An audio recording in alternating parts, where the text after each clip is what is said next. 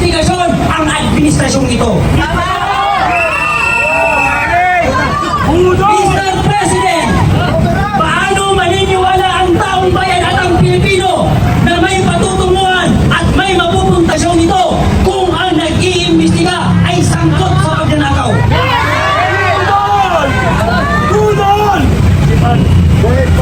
Nakakapagtaka mga Pilipino sa pangunguna ni Senate President Zing Escudero at ang Blue Ribbon kay Rodante Marcoleta na paamin nila si Diskaya na kasabwat sa pagnanakaw si Martin Romualdez at si Zaldico pagkatapos pinatawag si Congressman Toby at sinabi ni Congressman Toby na kasama si Zaldico at si Martin Romualdez sa pagnanakaw ng buwis ng bayan.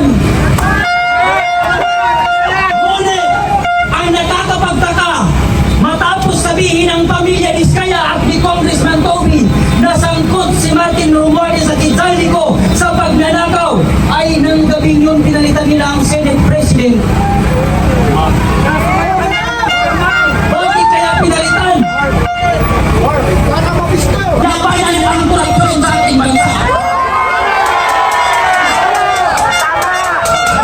Hindi mo pwede na matapos ang taong ito na hindi mapapanagot ang mga politikong kumain sa bayan ng tao. Hindi pwede na lumabing ang December na mag-celebrate ang mga congressman, anak ng congressman at ang mga politiko na ang gagamitin ng pera sa kanilang Christmas, sa kanilang party, sa kanilang bakasyon ay pera ng taong bayan.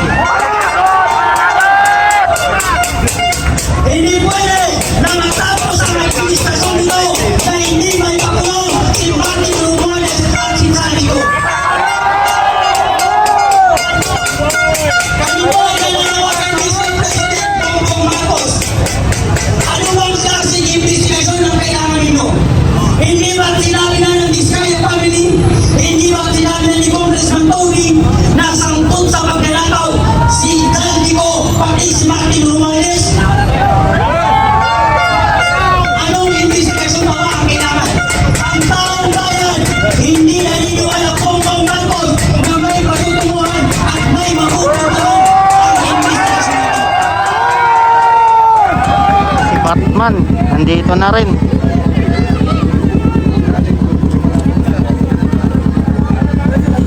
Si Batman, nandito na rin. Nakaisa sa luneta para ipaglaban po yung korupsyon. Yun o, may kasama pang flag ng Straw Hat. So update tayo dito po sa luneta sitwasyon. Pakita ko lang, nandun yung pinaka-venue. Angas o. Wala na Batman! 1, 2, 3, saka! 1, 2, 3! Angas ang sasakyan ni Batman. Lalabanan din ang korap. Dito tayo.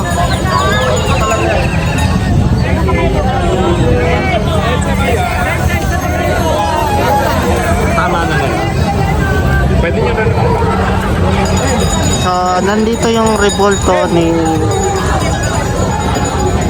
Rizal. Toro si Rizal. So, papunta tayo doon. Pakita ko lang. Dito kasi yung pinaka-venue.